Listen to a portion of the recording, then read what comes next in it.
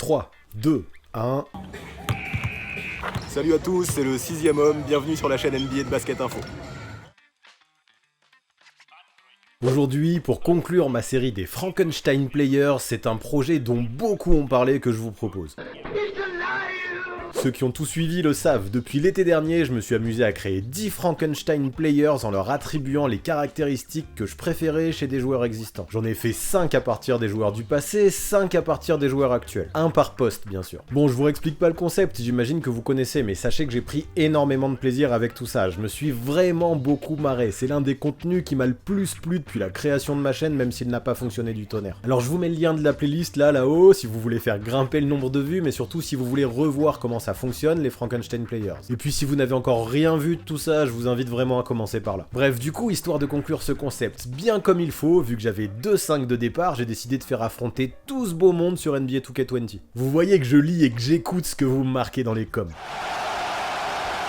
Du coup, faut savoir que pour l'occasion, j'ai fait appel à 2 abonnés super cool. Demixon, qui m'a créé tous les Frankenstein Players actuels sur PC, et Steph, qui me les a tous reproduits sur PS4. Moi, je me suis occupé des all-time, et franchement, tous les 3, on a poussé le délire sacrément loin. Ouais, vous me connaissez un peu, c'est important pour moi de faire les choses à fond. Alors bien sûr, on leur a mis leurs vraies compétences à ces joueurs. C'est-à-dire que mon pivot all-time, par exemple, vu que je lui avais attribué les rebonds de Wilt, je suis allé chercher exactement les statistiques du Big Dipper dans ce domaine sur NBA 2K20 pour les filer à ma créature. Ça, bien sûr, on l'a fait pour toutes les compétences et toutes les caractéristiques. Mais c'est pas tout, on est aussi allé chercher les insignes et les tendances afin que le jeu et le mental des joueurs qu'on a créés sur NBA 2K ressemblent au maximum aux joueurs que j'ai imaginés dans mes vidéos. De vrais jumeaux.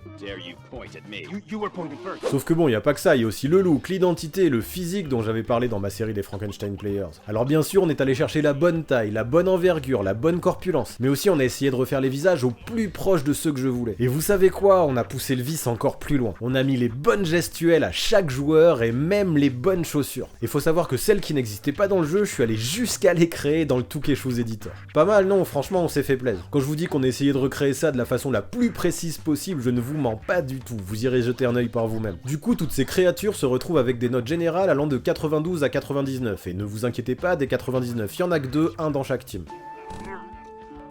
Que dire de plus? Ah oui, j'ai attribué des coachs aussi à mes 2 teams. Red Auerbach pour les Frankenstein Players all-time, Greg Popovich pour les actuels. Quand j'ai élaboré les stratégies des 2 équipes, j'ai tout réglé sur neutre ou équilibré, histoire que les 2 teams partent sur un pied d'égalité et que le coaching n'influence pas le résultat. Ce serait injuste, je trouve. Enfin, j'ai édité les rotations aussi, et les 5 Frankenstein Players de chaque équipe joueront l'intégralité des 48 minutes du match, normal. Bon, ça va être du très lourd, et sachez que je vous expliquerai en description de cette vidéo comment télécharger ces 2 équipes si vous voulez les tester vous aussi. Allez, je crois qu'on a fait le tour, vous savez tout, c'est parti pour le grand duel entre les Frankenstein Players actuels et les Frankenstein Players all-time.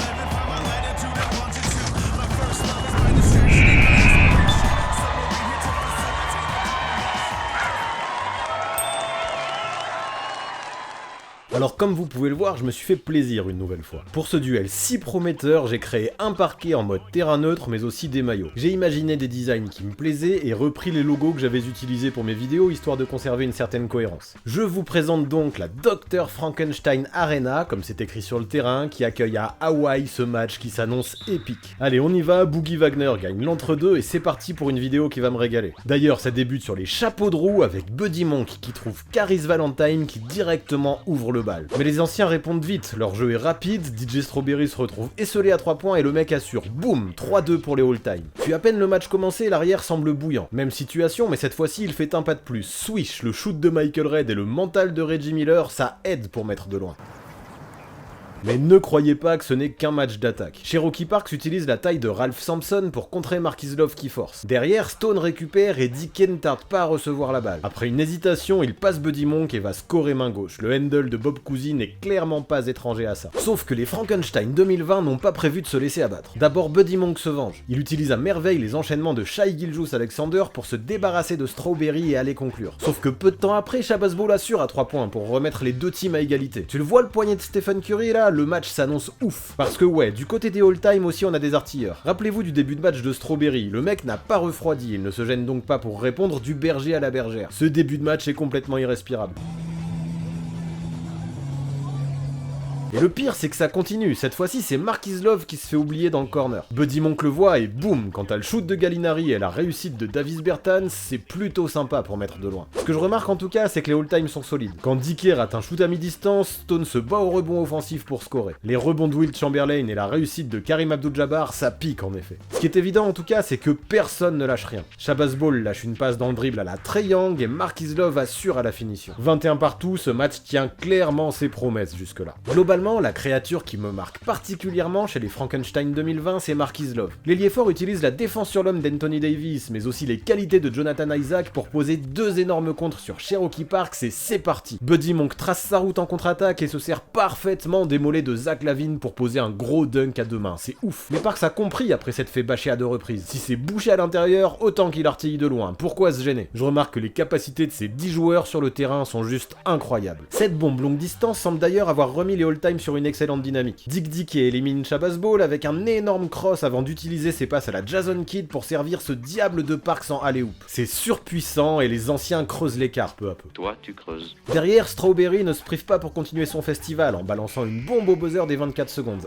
Ouch! L'avance des Frankenstein all-time atteint même les plus 10 lorsque Dickey utilise une nouvelle fois son handle fabuleux pour traumatiser Shabazz Ball et conclure main gauche. Caris Valentine tente ensuite de réduire l'écart chez les Frankenstein actuels, mais il échoue de peu. C'est donc sur le score de 37-27 que se conclut ce premier quart ultra spectaculaire dominé par les all-time. Bon, dès le début du deuxième, les anciens repartent sur les mêmes bases. Parks s'arrache au rebond offensif et valide un end-one impressionnant. Avec ses chaussures miroirs de la marque Dada piquées à Chris Webber, il assure et rentre son lancer franc. Attention, l'écart augmente. Par contre, moi qui aime le suspense, cette situation me fait un peu flipper, j'avoue. Puis à vrai dire, c'est plutôt logique qu'une team all-time qui mixe les qualités de joueurs sur quasiment 7 décennies domine une team composée avec les éléments de joueurs seulement actuels. Mais allez, n'enterrons pas les Frankenstein 2020 trop vite car en défense, Marquis Love est toujours aussi monstrueux. Regardez-le démonter DJ Strawberry pour éviter au navire de couler. Boum!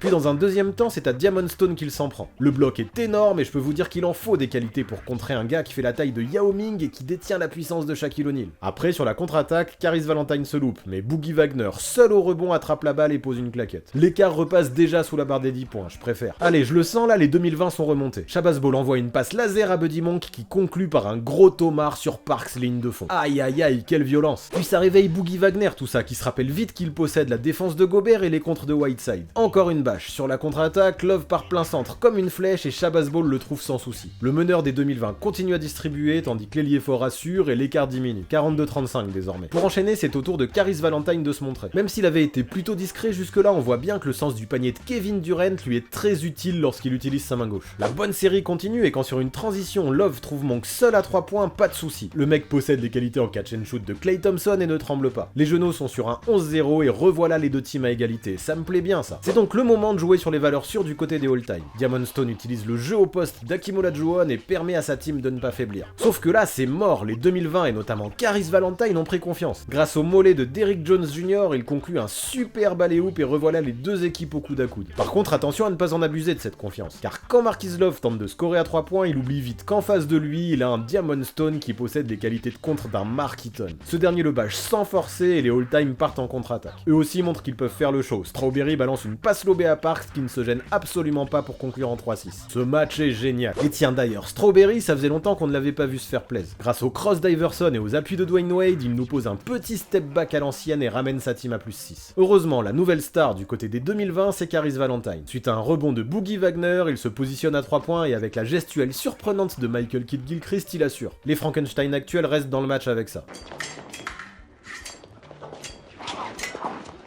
S'ensuit un festival de contre avec d'abord Love sur Strawberry, puis sur la contre-attaque qui suit, Diamond Stone décide de venger son pote en allant littéralement scotcher Buddy Monk qui montait au lay-up. Mais pas de raison que Boogie Wagner ne soit pas de la partie. Grâce à la taille de Taco Fall, il détruit à son tour DJ Strawberry qui pensait s'en sortir tranquille. Puis tant qu'à faire, il va également bâcher Diamond Stone venu pour récupérer derrière. Wow, cette séquence défensive. Mais ça ne peut pas durer car Cherokee Parks en a marre. Alors qu'il profite du match extrêmement favorable face à Ball, Wagner débarque et vient poser un autre énorme contre. Ça suffit. Il décide de lui monter dessus et de valider un incroyable end-one avec la faute. Il met ensuite son lancer franc et les all-time reprennent leurs 6 points d'avance. D'ailleurs, comme à la fin du premier quart-temps, les anciens commencent à pousser. Regardons d'ailleurs la magnifique préparation au lancer franc de Dick Dickey façon Jason Kidd qui pousse les siens à +9. Les 2020 tentent de tenir grâce à un Marquis Love qui fait la totale à Cherokee Parks avant de mettre un triple. C'est ultra efficace et je trouve qu'il y a du génie là-dedans.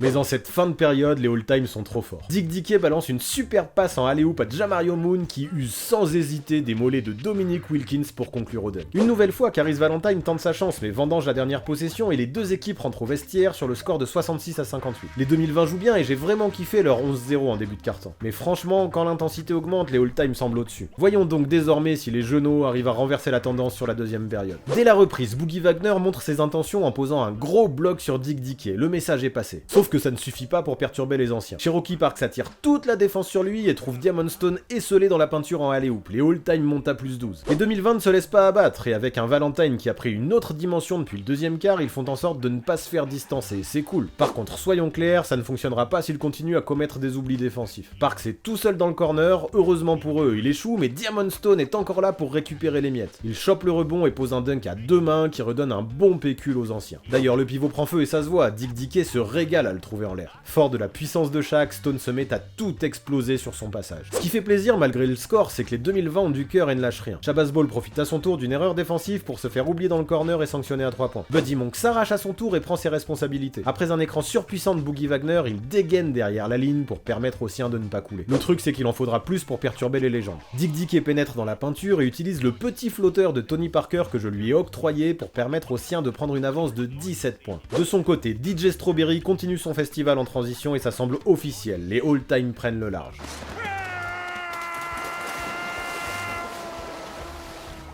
Pourtant, chez les actuels, l'adresse à 3 points est là. Shabazz Ball utilise une nouvelle fois le poignet de Steph Curry pour sanctionner de loin. Le mec est instoppable lorsqu'il est laissé seul, c'est indéniable. Mais le mal est fait et DJ Strawberry est un monstre. On le voit bien là, le Allen Iverson qu'il a en lui. Le mec slalom dans la défense, met des vents à tout le monde, s'arrête à mi-distance et met 2 points supplémentaires. Ça sent vraiment le roussi pour les genoux. Caris Valentine continue à se battre comme un lion pour recoller, mais est-ce que ce ne serait pas déjà trop tard? Ne nous précipitons pas, moi je me dis que tant que l'écart reste à moins de 20 points, il y a encore une petite chance. Mais waouh, ça va être chaud quand même. Dick Dickey est un mutant, encore une fois en mode Bob Cousy, il mystifie tout le monde puis balance un caviar pour Moon qui conclut avec un dunk renversé. Franchement là il y a du level. De leur côté les 2020 continuent avec une stratégie qui aura fonctionné tout le match. Ball se fait oublier dans le corner et c'est dedans, comme d'hab quoi. Les 2020 sont à -16, y aurait-il de l'espoir? Avec un Caris Valentine qui comme à son habitude n'arrive pas à mettre dedans au buzzer de fin de quart-temps, c'est en tout cas sur cet écart que cette période se conclut. Bon ça va être compliqué, ça va être bouillant pour les 2020 de combler un tel écart, mais ce serait quand même bête pour les all-time de vendre la peau de l'ours avant de l'avoir tué.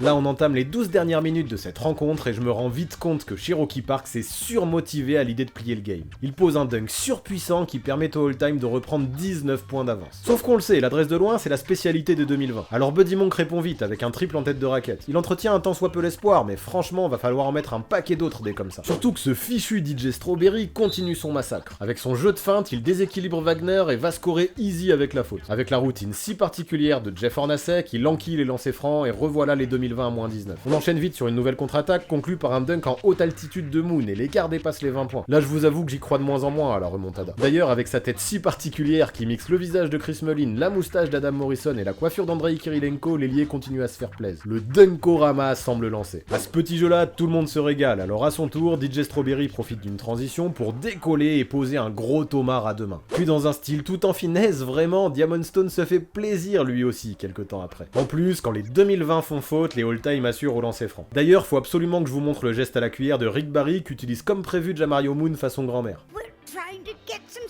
La fin de match approche, Marquis Love a beau mettre un autre shoot longue distance pour recoller à 20 points, c'est définitivement trop tard pour les genoux. C'est ainsi que la rencontre se termine sur un score de 141-121. Les Frankenstein All-Time semblent méga heureux d'avoir gagné, ils se congratulent sous les confettis sans oublier de féliciter les adversaires et repartent avec la win. C'est ainsi qu'ils célèbrent leur trophée de meilleure équipe Frankenstein de NBA 2K. Malgré un début de match accroché, ils ont finalement réussi à dominer de la tête et des épaules pendant toute la seconde mi-temps. Les voilà très heureux et Jamario Moon s'en frise la moustache. Pour conclure, sachez que c'est Diamond Stone qui est élu homme du match avec une ligne de stats assez énorme. 29 points à 13 sur 19 au tir, 22 rebonds et 4 contres. Grosse domination pour lui dans la raquette. Bon après, faut pas penser qu'il a été le seul du côté des all-time. DJ Strawberry s'est juste montré inarrêtable en attaque avec ses 42 points, tandis que Dick Dickey avec 18 passes décisives a distribué le jeu comme personne, c'est huge. Cherokee Parks de son côté aurait d'ailleurs pu lui aussi prétendre au trophée d'homme du match avec sa ligne de stats ultra complète de 27 points, 24 rebonds et 7 passes. Je peux vous dire qu'avec les deux monstres là dans la raquette des all-time, c'était sacrément violent dans la peinture. Enfin, histoire de parler de tout le monde, évoquons Jamario Moon qui a été plus discret mais a fait le spectacle. Il enquille quand même 20 points, ce qui est loin d'être ridicule. Du côté des Frankenstein actuels, un trio se détache clairement. D'abord Marquise Love, l'ailier fort qui fait un gros game avec 35 points, 13 rebonds, 5 passes et 5 contres. Il fut bien accompagné dans la raquette par Boogie Wagner qui avec 14 points, 18 rebonds, 11 passes et 9 contres termine à un petit bloc d'un légendaire quadruple double. C'est insane. Impossible de reprocher quoi que ce soit non plus à Caris Valentine et ses 34 points. Il a peut-être juste manqué un peu d'adresse longue distance et de réussite dans les moments décisifs. En vrai, c'est plutôt du côté du backcourt qu'il y a quelques déceptions. Shabazz Ball et Buddy Monk compilent un vilain 14 sur 38 qui aura clairement handicapé leur team vu l'adresse générale de ce match. Si Ball a pu compenser en distribuant bien le jeu avec 12 assists, ce ne fut pas le cas de Monk qui n'a malheureusement pas été à la hauteur contre la team de légende que représentaient les Frankenstein Players All-Time. Tant pis pour lui, c'est ainsi que les anciens remportent le trophée de la meilleure team Frankenstein de NBA 2K. Voilà pour ce qui est du grand duel des Frankenstein Players, voilà pour ce qui est probablement de ma dernière vidéo à ce sujet. Ouais, les deux équipes se sont désormais affrontées, et pour moi, au moins pour un moment, la boucle semble bouclée. Je vous rappelle qu'en description, il y aura les infos si vous voulez jouer avec ces teams sur NBA 2K20. Amusez-vous bien surtout, et dites-moi ce que ça donne depuis chez vous dans les commentaires, ça m'intéresse. Honnêtement, au départ, j'étais pas franchement motivé à l'idée de faire ça sur 2K, mais vous avez été tellement à le demander que vous m'avez finalement convaincu. Et en vrai, je dois être franc avec vous, faut que je vous remercie. Je me suis éclaté. Bon après, je vais être honnête, j'ai eu pas mal d'autres demandes pour cette playlist. Vous vouliez que je fasse un Frankenstein coach, un Frankenstein 6ème homme, un Frankenstein pour chaque équipe, mais là je crois que je vais dire stop. Ce concept, je l'ai saigné et je préfère y mettre un terme avant que ça devienne redondant. Bon après, ne vous en faites pas, j'ai gavé d'idées de contenu pour la suite de ma chaîne, notamment une série historique qui pourrait s'étaler sur une longue durée. J'ai clairement hâte de vous présenter ça et ça pourrait commencer dès la semaine prochaine si je trouve le temps. Donc vous le savez, pour être au rendez-vous, une seule solution. Abonnez-vous à ma chaîne YouTube, mais aussi activez la cloche en cliquant sur toutes les notifications pour être certain de rien manquer. Pour suivre l'actu NBA avant que ça reprenne, mais aussi participer à des quiz, débattre avec la commu, mais aussi découvrir mes équipes all-time au quotidien, vous le savez, c'est sur Basket Info, Discord et Instagram que ça se passe. Il y a les logos là un peu partout, mais je mettrai les liens de tout ça en description. Du coup, je vous donne rendez-vous là-bas, notamment sur Instagram avec mes all-time teams le plus rapidement possible. Et pour finir, vous connaissez les bails, mettez-moi un gros pouce bleu si, comme moi, vous êtes hyper hypé par les grosses nouveautés à venir. À très vite.